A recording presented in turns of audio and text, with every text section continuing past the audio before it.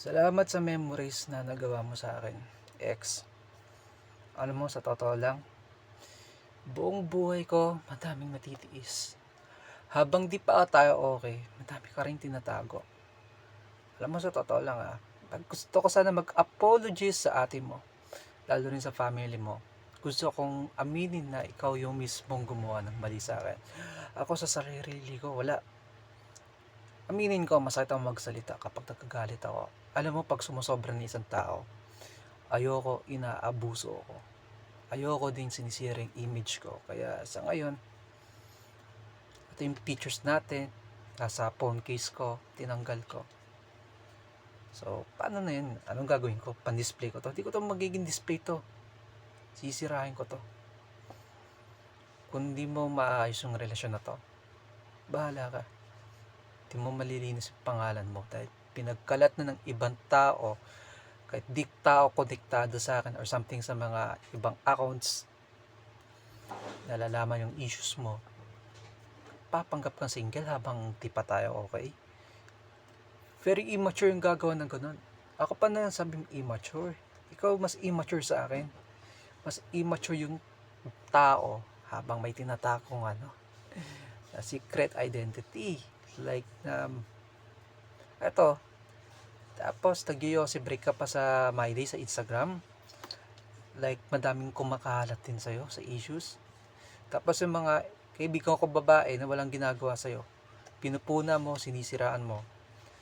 Tapos ikaw pa mismo yung pumaliktad. 'Di ba? Hindi ang depression ang pag-cheat pag ini-expose ka. Hindi ko kasalanan yun.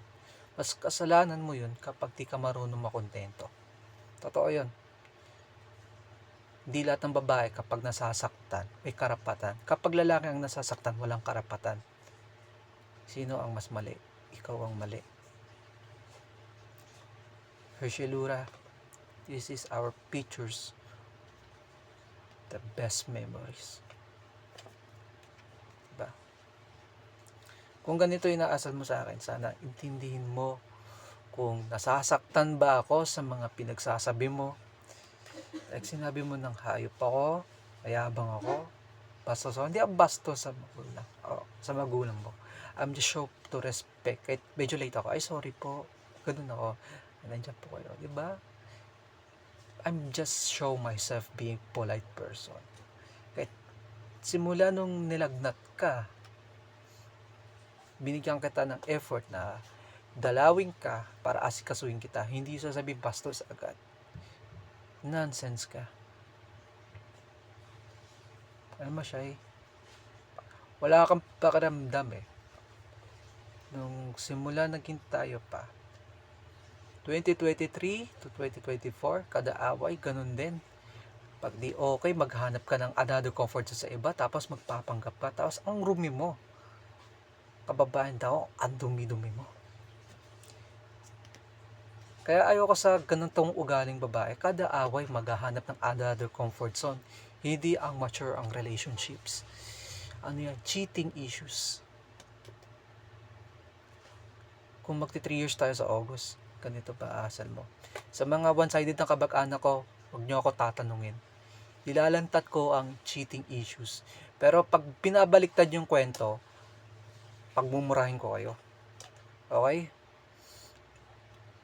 Di ako literally tao na naging babait sa inyo. Pag nagalit ako, ibig sabihin masama ako. Mas masama ang ugali ko kapag dami niyong pinupuna. Huwag niyo ako pupunahin kasi pababa IQ niyo. Huwag kayong mag-feeling na kaya niyo handle yung buhay ko. Hindi niyo ma-handle buhay ko. Alam ko yung sarili ko. Ayan. Worst breakup. Yan, di ba? Papakasarap ka sa ibang lalaki. Paano yan? Paano maayos tong relationships kung di ka nakokontento sa akin? Ganun ba isang babae katulad mo? Yan, nasira na. Ilang pictures to. Yung isang picture ko, nasa ID ko, susunugin ko rin yan. Kita mo? Kita mo pictures na to, Shai? Kita mo? Yan. Tatapo ko to sa basuran kasi nagloko ka. Nagloko ka patago. Di kita mapapatawad sa nagawa mo. Isa kang hoe.